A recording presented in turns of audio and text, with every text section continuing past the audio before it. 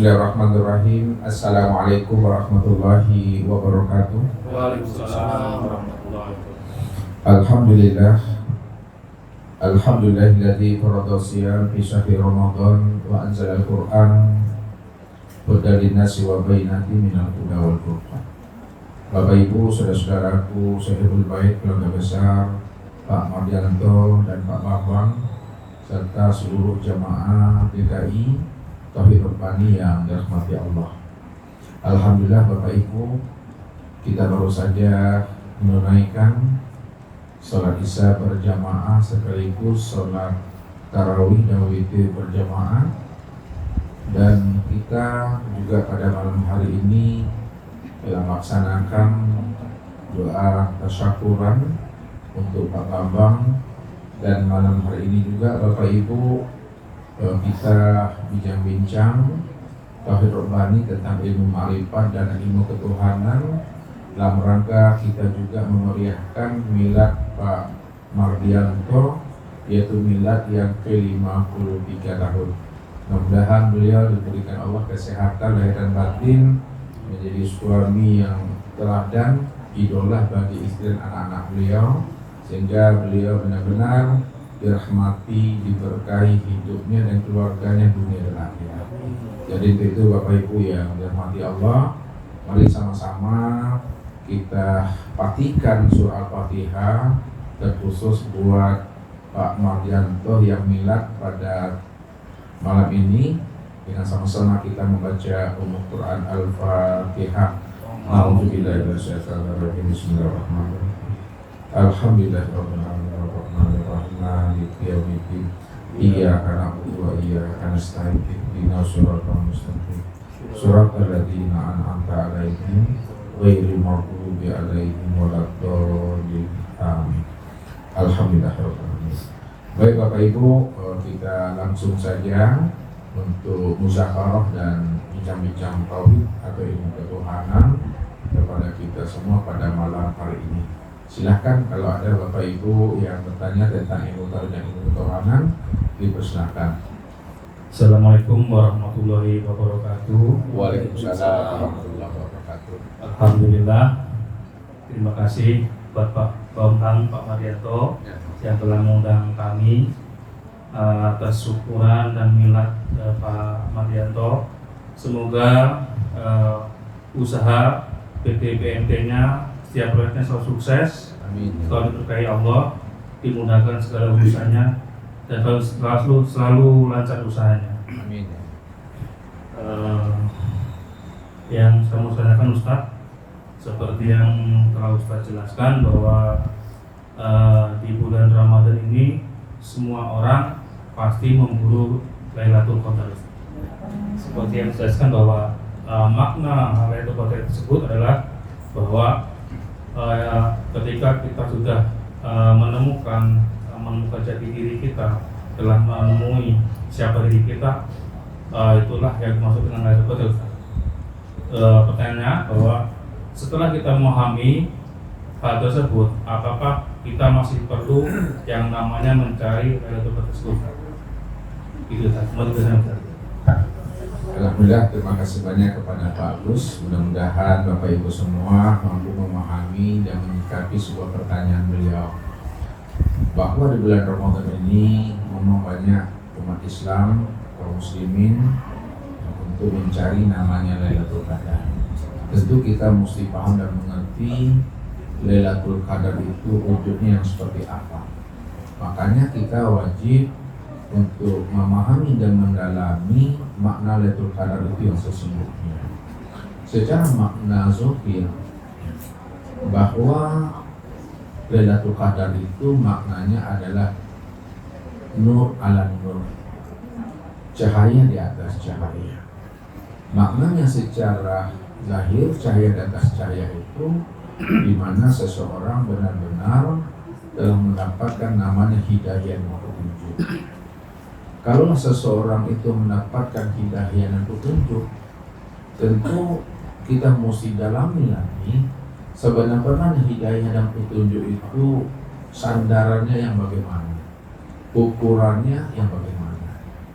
Sebenar-benarnya hidayah dan petunjuk itu adalah orang yang telah mengenal Allah, orang yang telah berliqah dengan Allah, orang yang telah bermusyahadah dan bermuajahah dengan Allah dalam satu wujud, satu rupa, satu nama dan satu rahasia pada diri sendiri. Jadi sesungguhnya Lailatul Qadar itu adalah orang yang telah mengenal Allah zahir dan batin pada dirinya. Itulah makna daripada Lailatul Qadar.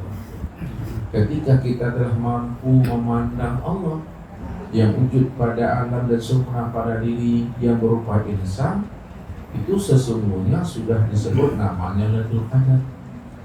Jadi orang yang telah mendapatkan Lailatul Qadar itu dalam bahasa ma'rifatnya tidak lagi menunggu waktu sekali setahun, yaitu di bulan Ramadan.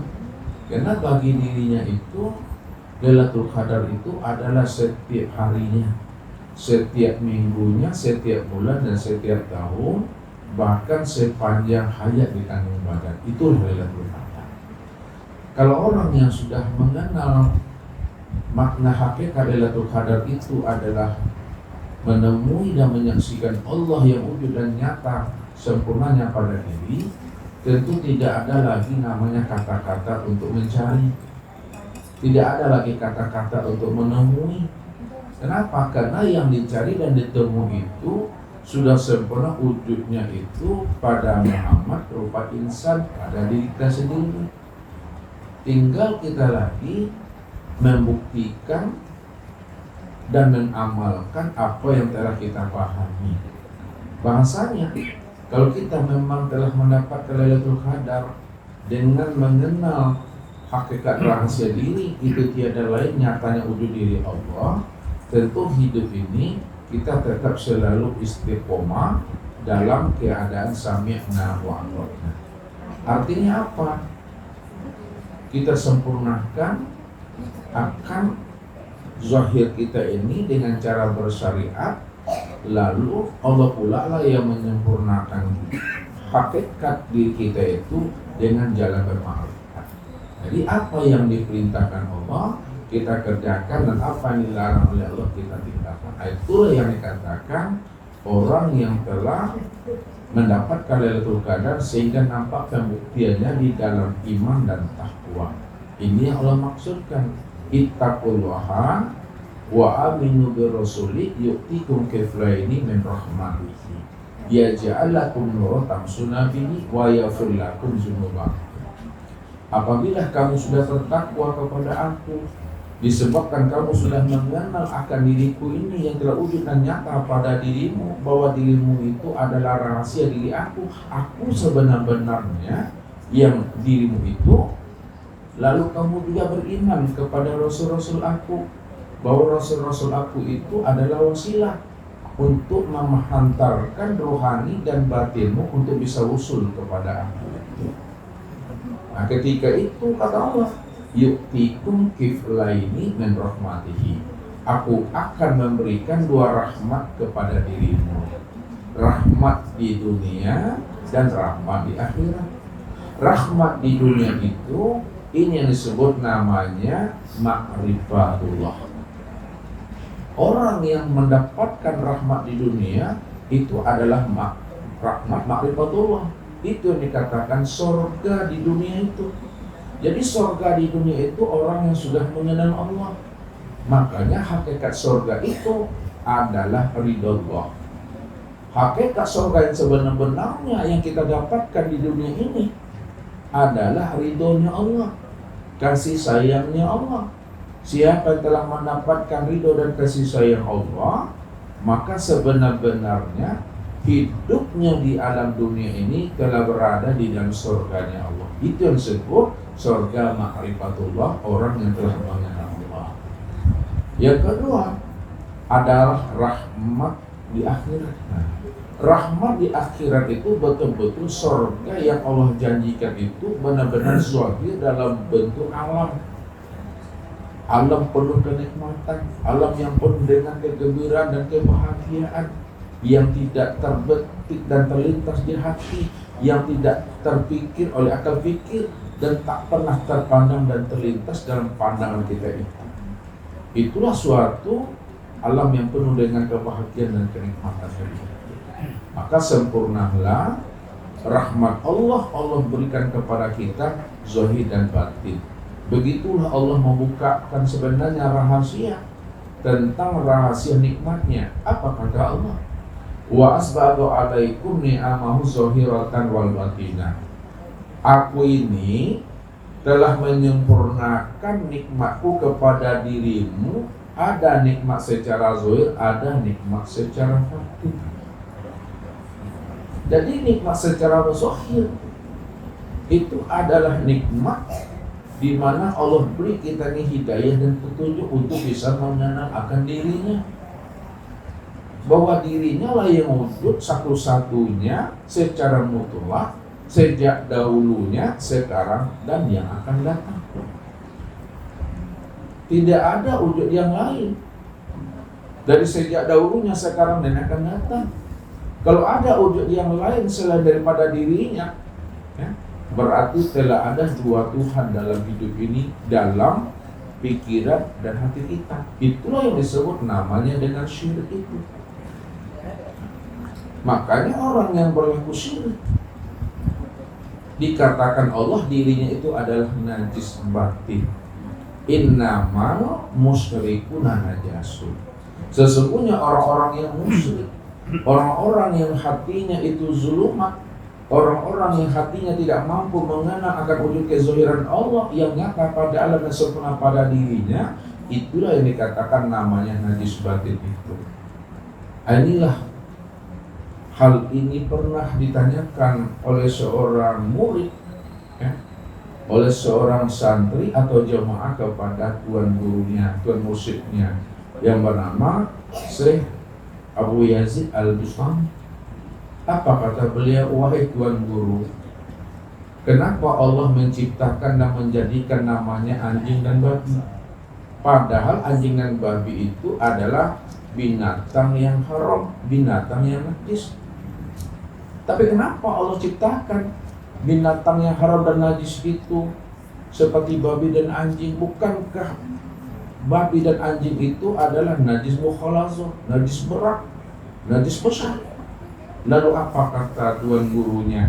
Wahai santriku, sebenarnya Allah menciptakan anjing dan babi sebagai najis berat, najis mukhalazah. Sebenarnya Allah itu memberikan sindiran yang halus kepada diri kita, supaya akal pikir kita dan rohani kita ini mesti mampu mengambil hikmah, mengambil iktibar dan pelajaran. Kenapa Allah menciptakan makhluk yang najis dan haram seperti anjing dan babi? Ketahuilah wahai anak muridku, kata tuan guru tadi, seberat-beratnya najis mukhalazah anjing dan babi masih bisa dibersihkan najisnya itu dengan air 7 kali, salah satunya dicampur dengan air. Walaupun itu adalah najis berat, tapi masih bisa disucikan, masih bisa dibersihkan diri kita ini kalau terkena najis mukhalazah itu.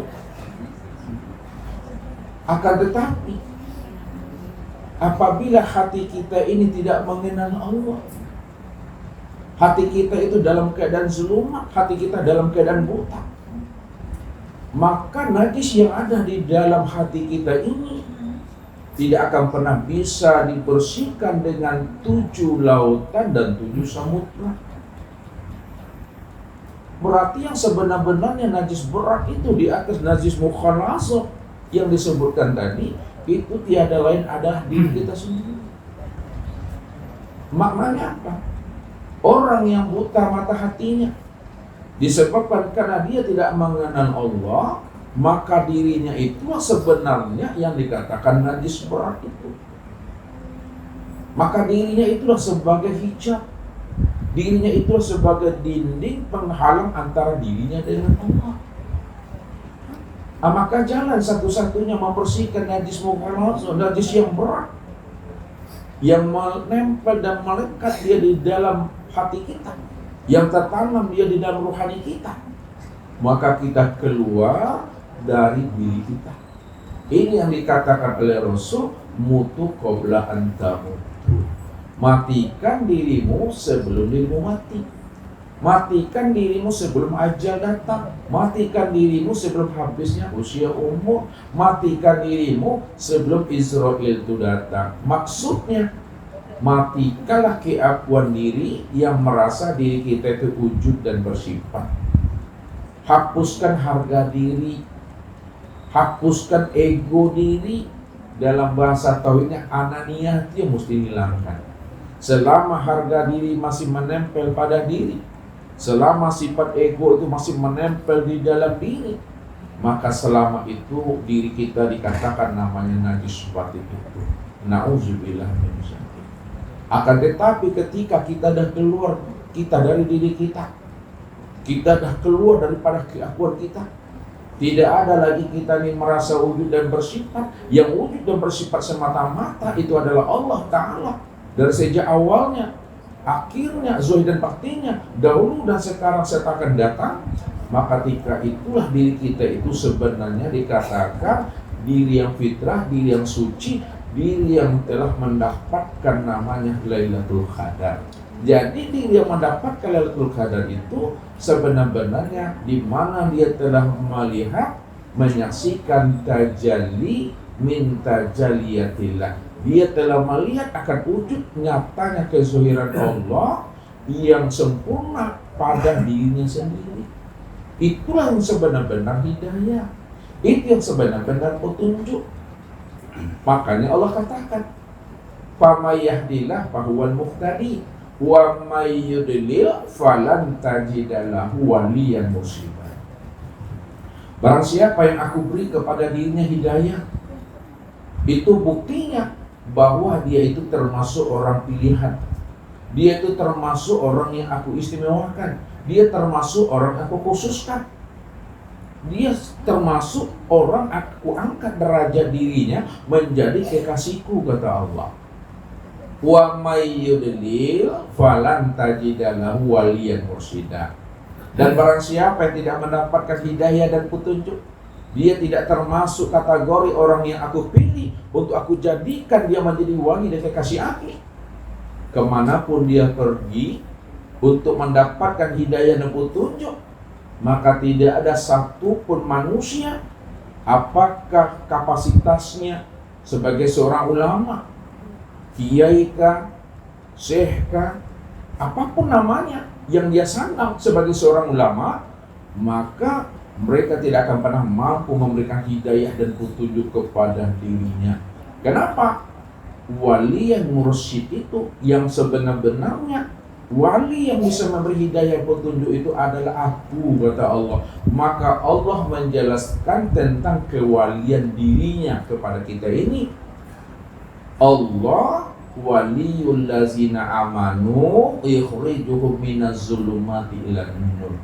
Aku ni Allah, kata Allah.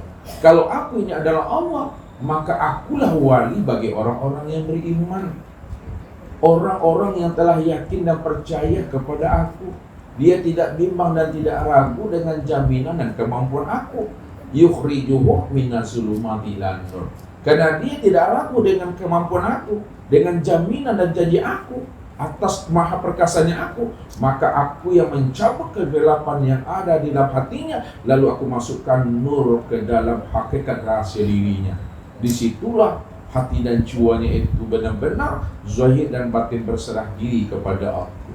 Makanya Allah katakan, wa may yu'min billahi yahdi qalbahu yahdillahu linurihi may yasha. Barang siapa aku beri dia hidayah dan petunjuk, aku masukkan nur itu ke dalam hatinya. Hati itu maknanya adalah rahasia hakikat diri. Di situ letaknya qalbu itu, letaknya hati, letaknya iman, letaknya hidayah. Itu tertanam di dalam rahasia hakikat diri itu. Jadi kalau Allah ada masukkan hidayah itu ke dalam hati kita, disitulah kita benar-benar yakin dengan isbatul yakin bahwa yang memberi petunjuk itu adalah Rabb kita. Maka ketika itulah kita itu benar-benar hidup selalu bersama Allah. Nah, siapa yang hidup bersama Allah, maka selamatlah hidupnya. Apa kata Allah?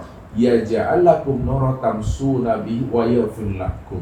Siapa yang telah mendapatkan Lailatul Qadar, siapa yang telah mengenal aku, telah mendapatkan hidayah dan petunjuk, bukti aku bimbing, aku tuntun, maka dia tetap berjalan di dalam nur.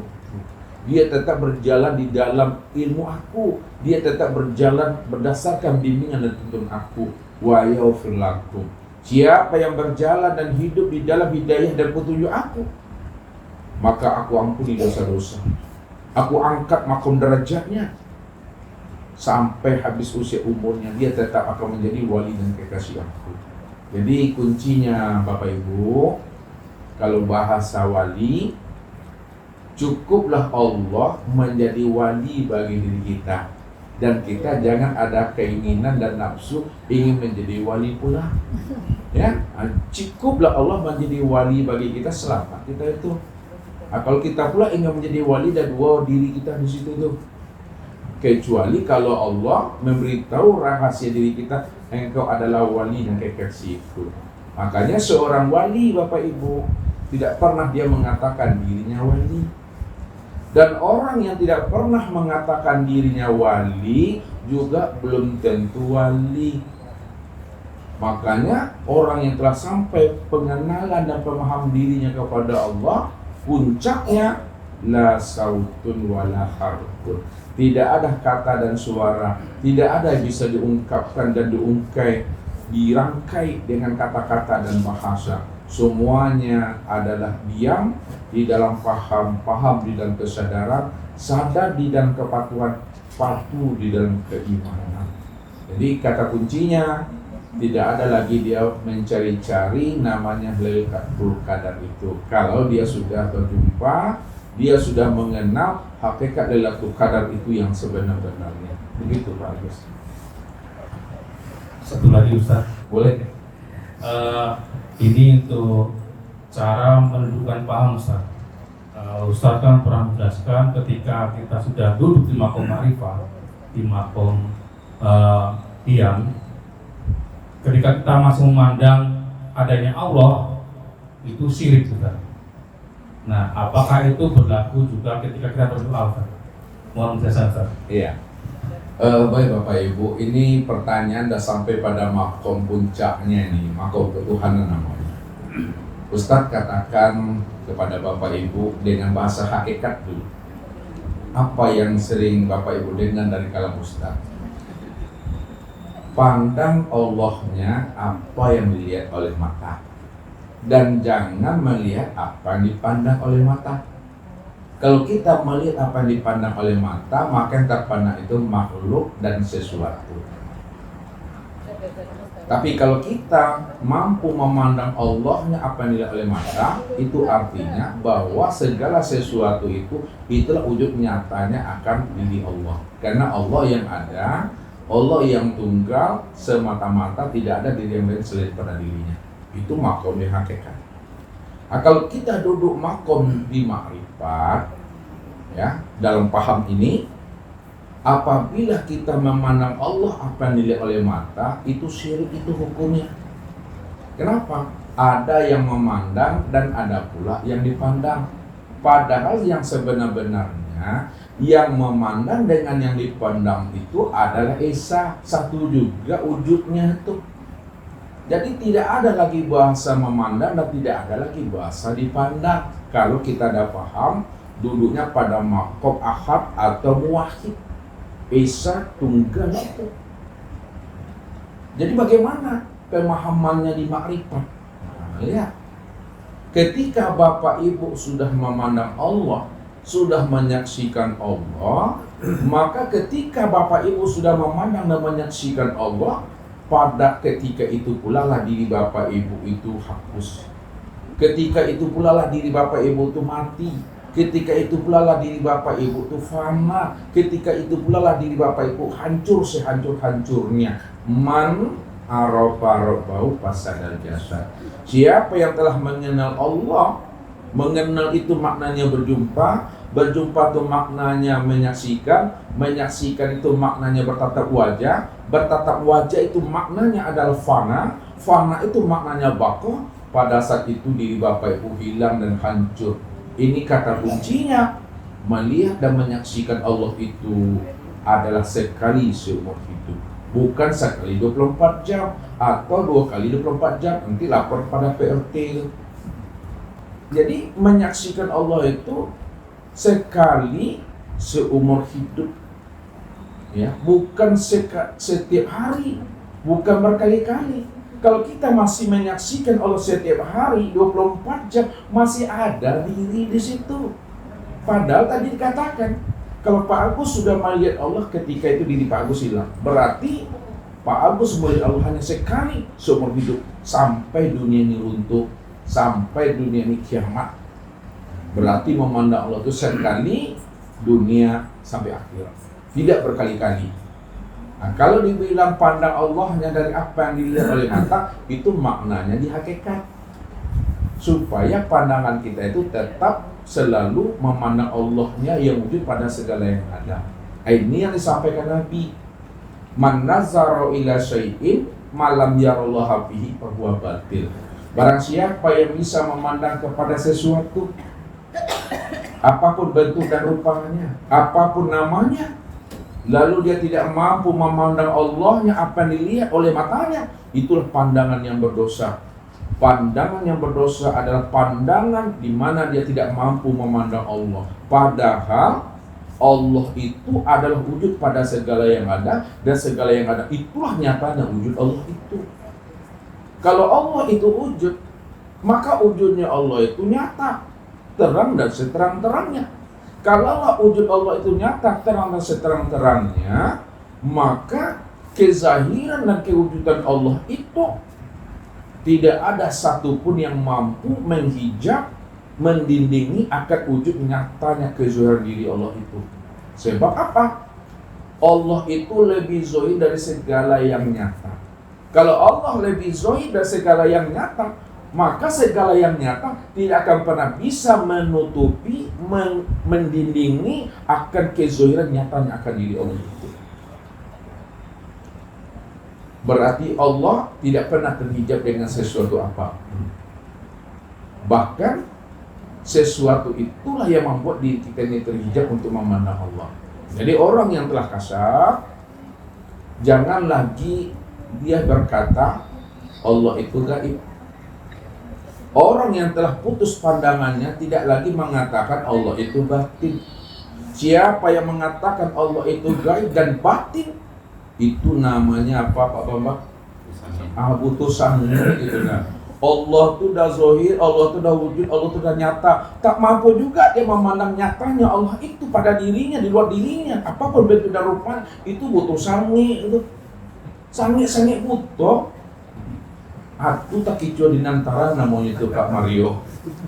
Tak kicau di nanggalok biasanya tuh mah kena galok. Tapi kalau tak kicau di nantaran bedo banai nawa. Karam di tengah lautan biasa tuh bagus, tapi dah karam di tepi lautan sakit banai mati itu. Nah, jadi supaya kita tidak tertipu dengan bentuk dan rupa wujud Allah itu, mesti keluar kita dari diri kita. Jangan kita merasa ada di hadapan Allah. Kalau kita merasa ada di hadapan Allah, Allah wujud kita ada, sudah ada dua Tuhan dalam diri kita ini. Padahal Allah lah yang ada secara mutlak sejak dahulunya, sekarang maupun yang akan datang. Dan kita tidak pernah ada sejak dahulu, sekarang maupun yang akan datang. Bagaimana keberadaan kita ini ketika kita terlahir, sekarang dan yang akan datang? Diri kita ini adalah tajalli min tajaliyatillah. Diri kita ini wujud nyatanya, terangnya wujud Allah itu seterang-terangnya. Maka ketika itu baru dikunci oleh Rasul, orang yang telah sampai pada puncak pemahaman makom Tuhan. Man arafallahu kala lisanahu. Siapa yang telah mengenal Allah, Allah lah yang wujud, Allah yang awal, akhir, zahir dan batin, ya. Maka ketika itu tidak ada kata dan suara, kata yang tiada terkatakan.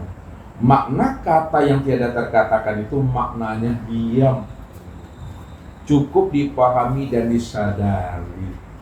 Itulah kuncinya orang makrifat itu bukan pada ucapan. Orang makrifat itu duduknya pada diam. Kalau orang makrifat dikatakan pada ucapan, lisan dan kata-kata, selagi dia berucap, selagi dia berbicara, selagi dia masih berkata, dia masih bisa makrifat. Tapi ketika dia sudah diam, hilang makrifatnya. Makanya makrifat itu bukan pada kata-kata, makrifat itu pada diam tadi. Diam di dalam paham, paham di dalam kesadaran, sadar di dalam kepatuhan, patuh di dalam keimanan. Itulah makom duduk diam itu yang sebenarnya. Jadi makom duduk diam dalam pengamalannya, makom duduk diam dalam prakteknya. Bahasa Ustadz, kalau sakit berobat, kalau sakit kita sabar, tetap sempurnakan ikhtiar kita, selalu kita bertawakal dan berserah diri kepada Allah. Kata Ustaz selalu kok lapar makan, kok awi minum, kok aneh mau jual, kok kantor, kok pulang. Kok pulang nilai sehat, tapi jangan gini pulangnya. Jangan perlu kini kok lalu di sekolah kami talikin kamu sambut. Itu bagus, itu makomnya itu.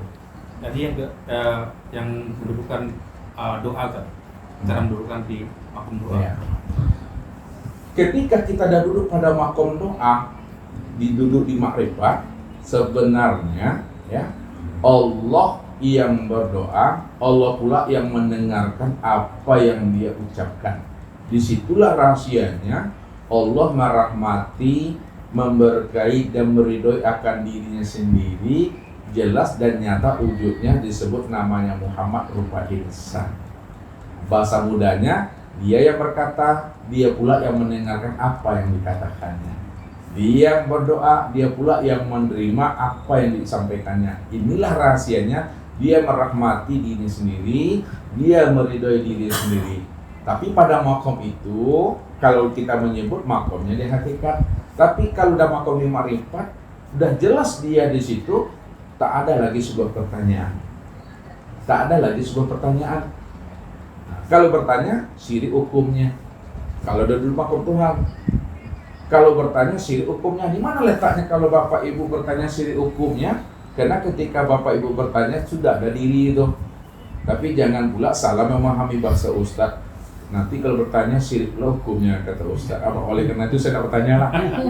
Tetap bertanya, tapi kita paham yang bertanya itu tidak ada keakuan diri kita yang merasa kita di situ yang bertanya.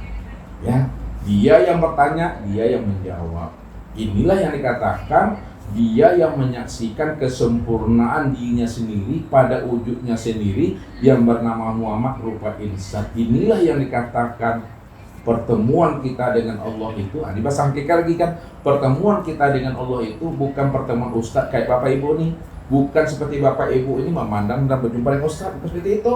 Pertemuan kita dengan Allah adalah pertemuan satu wujud, satu rupa, satu nama, satu rahasia pada diri sendiri. Diri sendiri inilah wujud nyatanya diri Allah yang bernama Muhammad. Kalaulah diri sendiri adalah wujud nyatanya diri Allah yang bernama Muhammad, maka Muhammad itu tiada lain adalah kezahiran diri aku, dan akulah sebenar-benarnya Muhammad itu.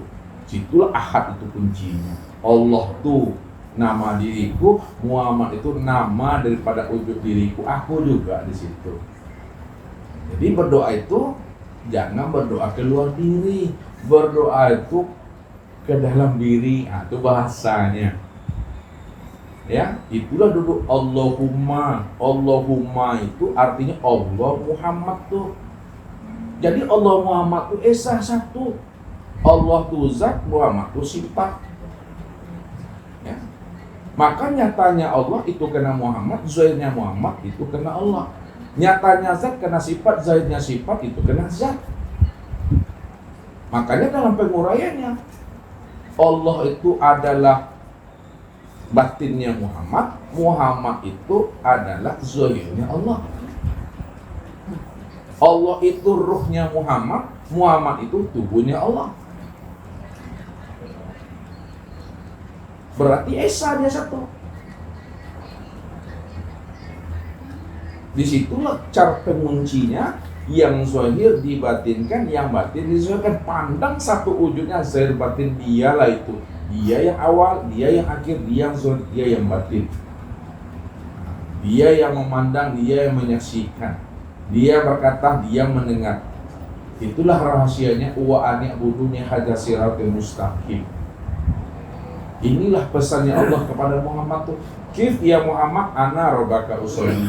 Berhenti engkau yang mengatakan, engkau yang memandang, mendengar, berkata, mengetahui, berpuasa, berkedak dan hidup Muhammad. Jangan engkau mengatakan sekali-kali engkau yang berdiri Muhammad, yang ruku, iktidal, sujud dan duduk Muhammad. Ana rabbaka usolli. Akulah Rabbmu yang berdiri, ruku, iktidal, sujud dan duduk itu. Akulah Rabbmu yang memandang, mendengar dan berkata. Engkau tuh aku tuh engkau. Engkau tuh tubuhku, aku nih rohmu. Jadi nggak berpisah engkau dengan aku, nggak bercerai aku dengan engkau. Karena aku inilah milik engkau, engkau dia milik aku. Ini dalam bahasa hati Bapak Ibu. Makanya kalau kita paham ya dan mengerti kita zahirkan, maka dia bersifat. Disitulah diungkapkan dengan bahasa Allah itu sifat namun tiada bersifat.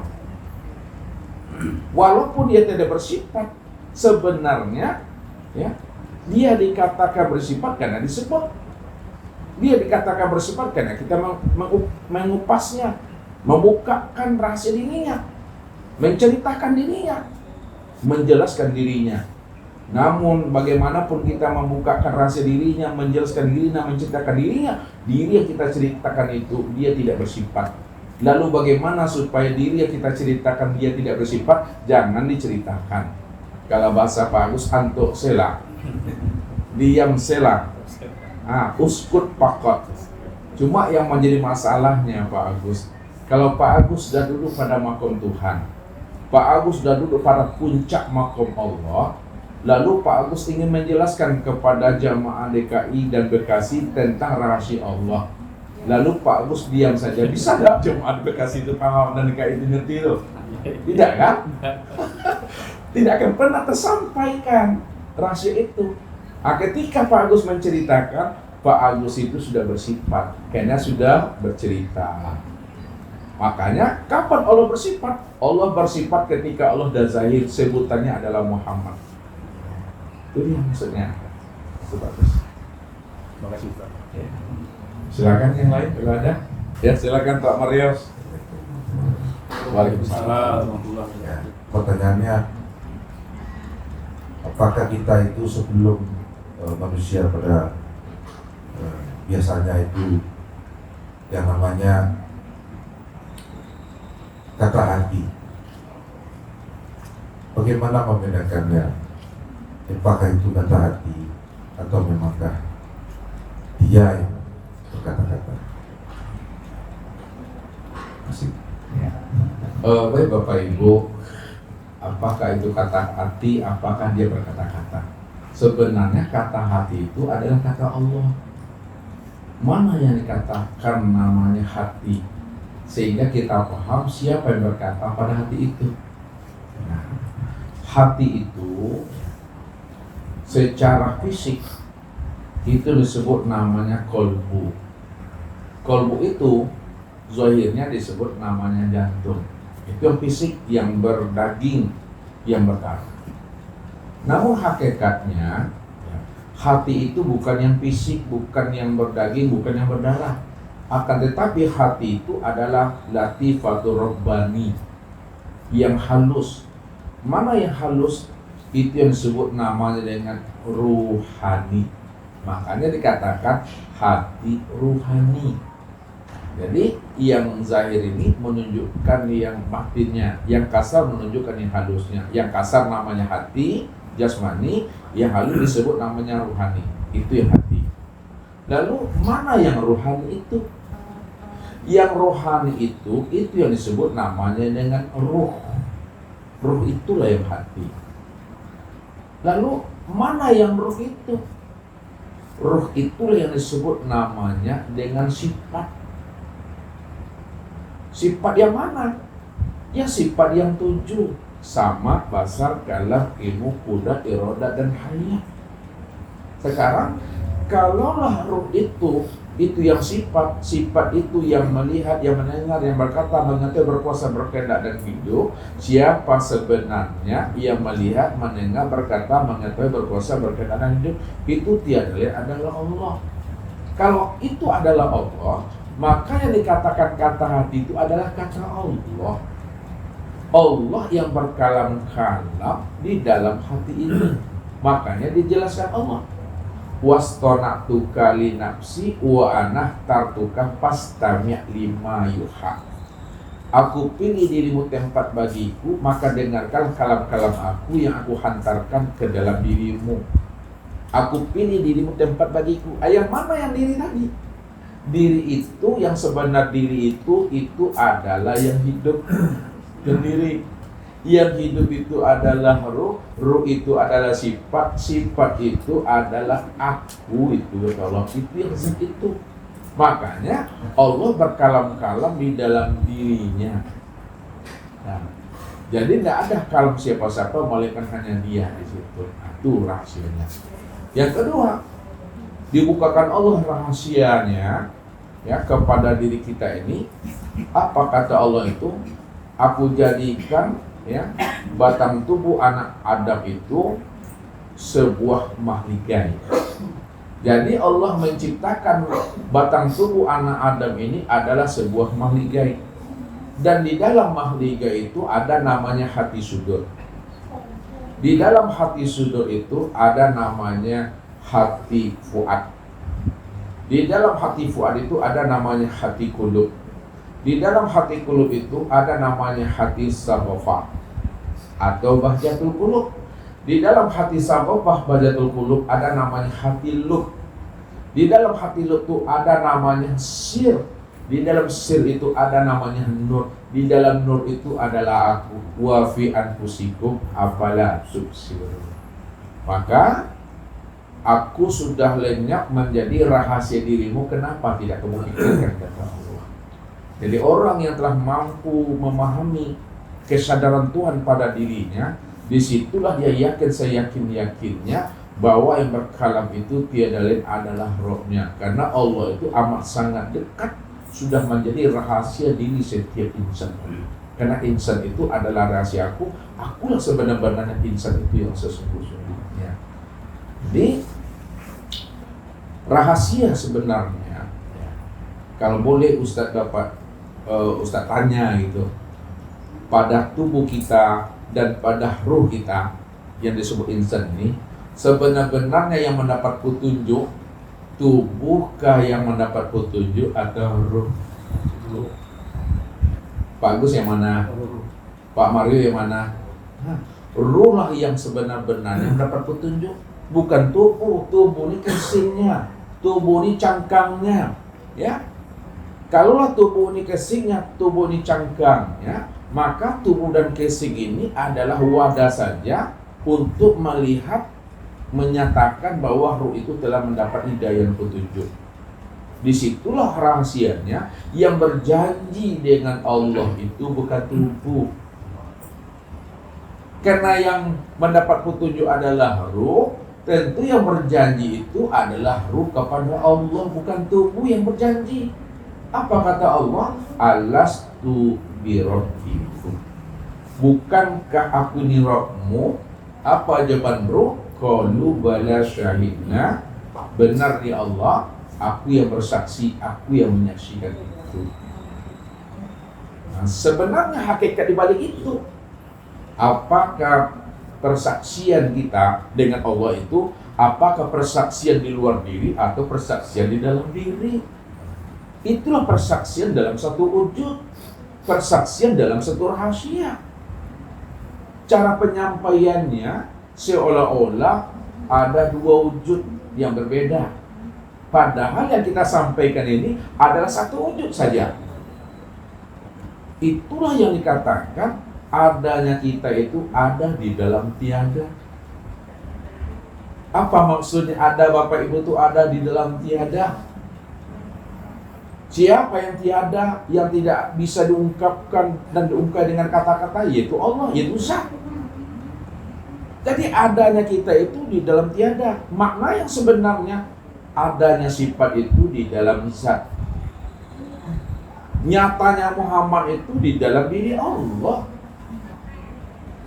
Pertanyaannya, kalaulah nyatanya zat itu di dalam zat, adanya sifat itu di dalam zat, maksud Ustaz, adanya sifat itu di dalam zat, adanya sifat itu di dalam zat, adanya Muhammad itu di dalam Allah.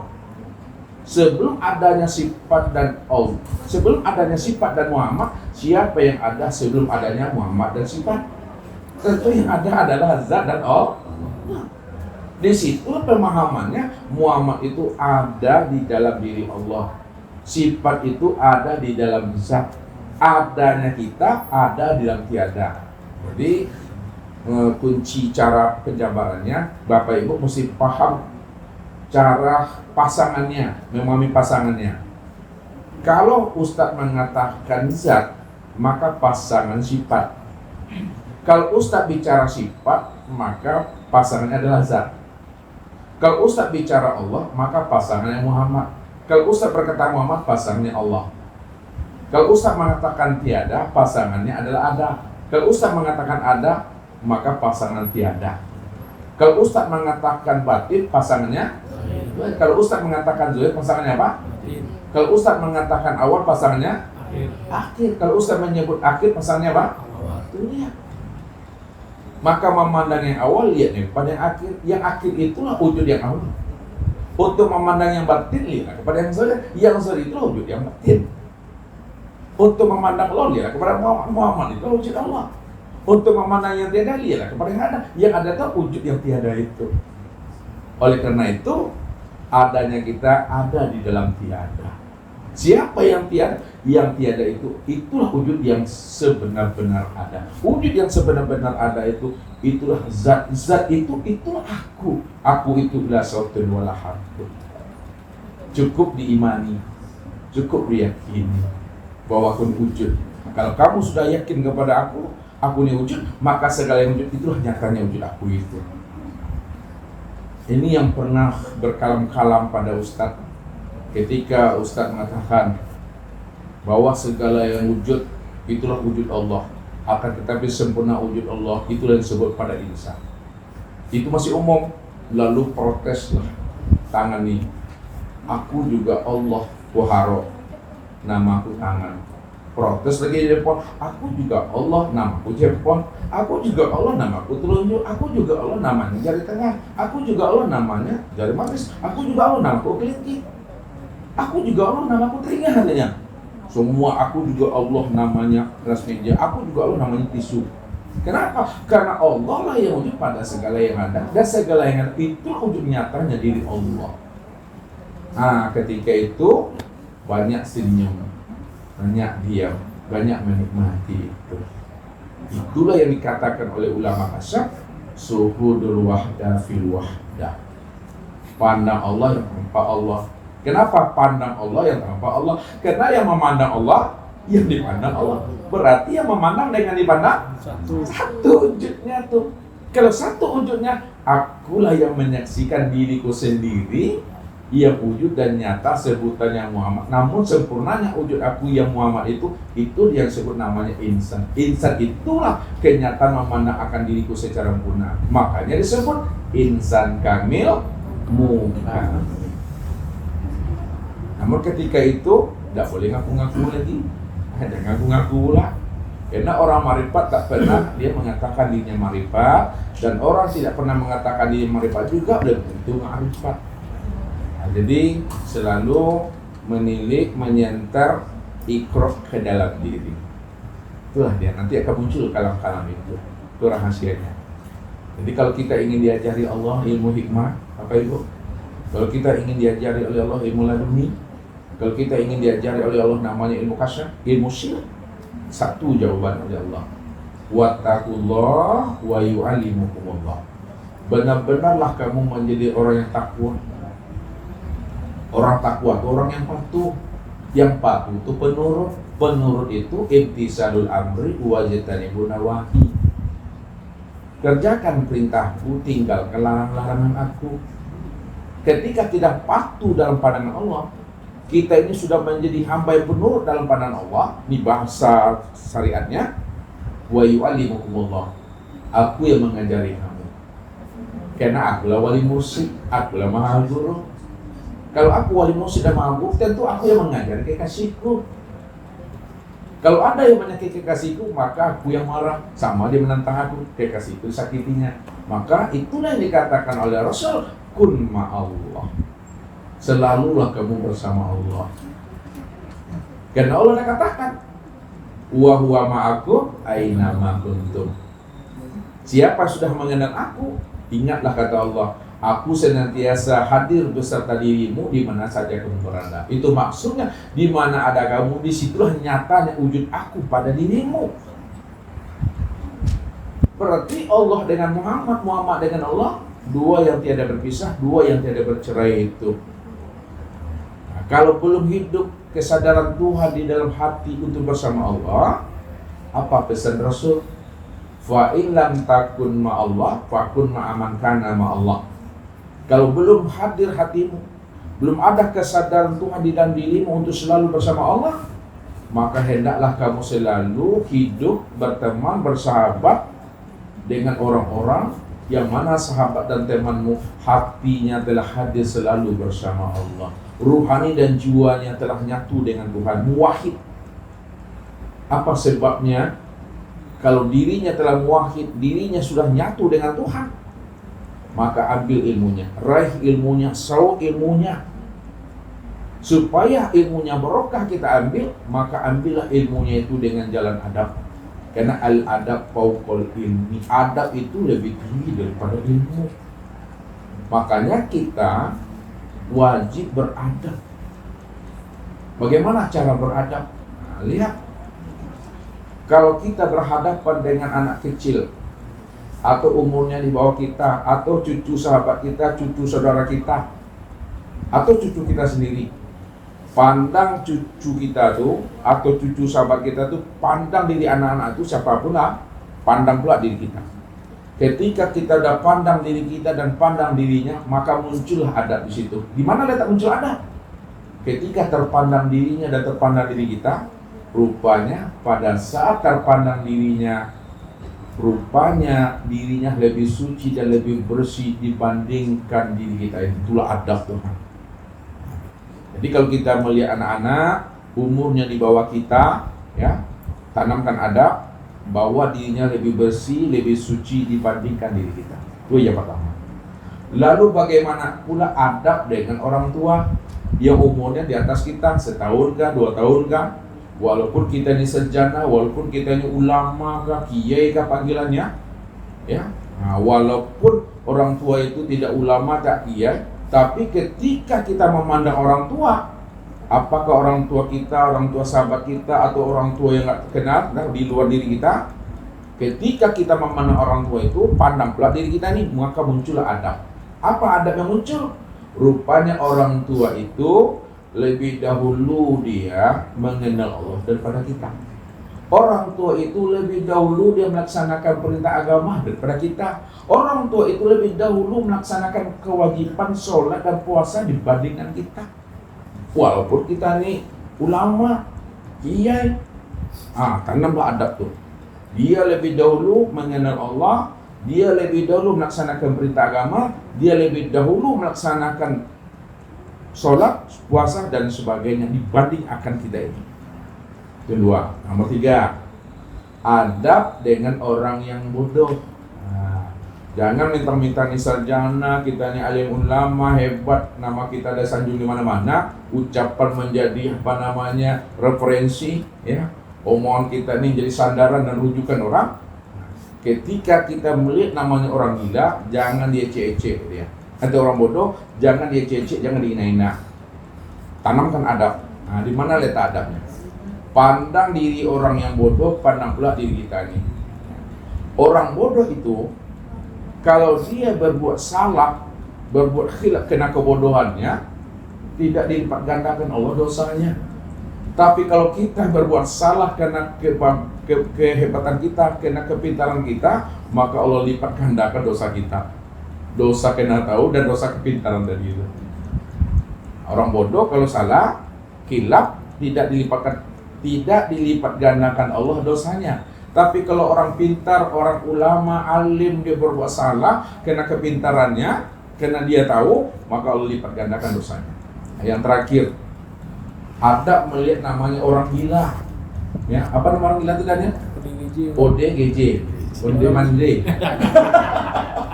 Payah Ustaz kalau nyebut itu selalu ODGJ ya kan? Kata Ustaz, orang dalam gangguan jiwa. Kalau kita melihat orang gila, jangan hina dan ejek-ejek. Pandang dirinya, pandang diri kita. Ketika dipandang diri kita, pandang dirinya, maka muncul adab. Di mana letak adabnya? Segila-gilanya orang gila, Pak Mario, orang gila itu tidak ada lagi kewajiban agama. Tapi sehebat-hebatnya kita ini yang tidak gila, masih ada juga perintah agama.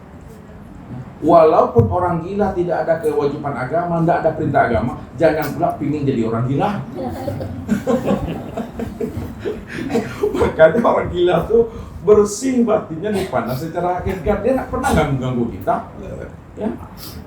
Apa yang makannya dia tidak pernah bimbang dan ragu. Mana ada orang gila tuh muntah darah dia makan apa? Ada orang gila kena apa namanya? Kena COVID. Ini tidak ada. Karena dia tidak pernah ragu, tidak pernah bimbang gitu. Nah, kita aja yang selalu ragu apa yang kita makan gitu. Nah, barang ini udah bagus, udah baru, ragu juga.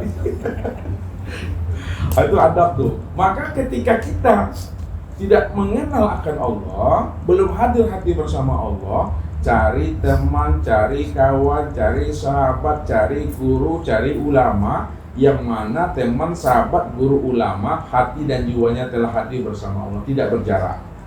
Ambil ilmunya, sau ilmunya. Apa sebabnya diambil ilmunya? Disau ilmunya dengan jalan adab supaya dapat berkah.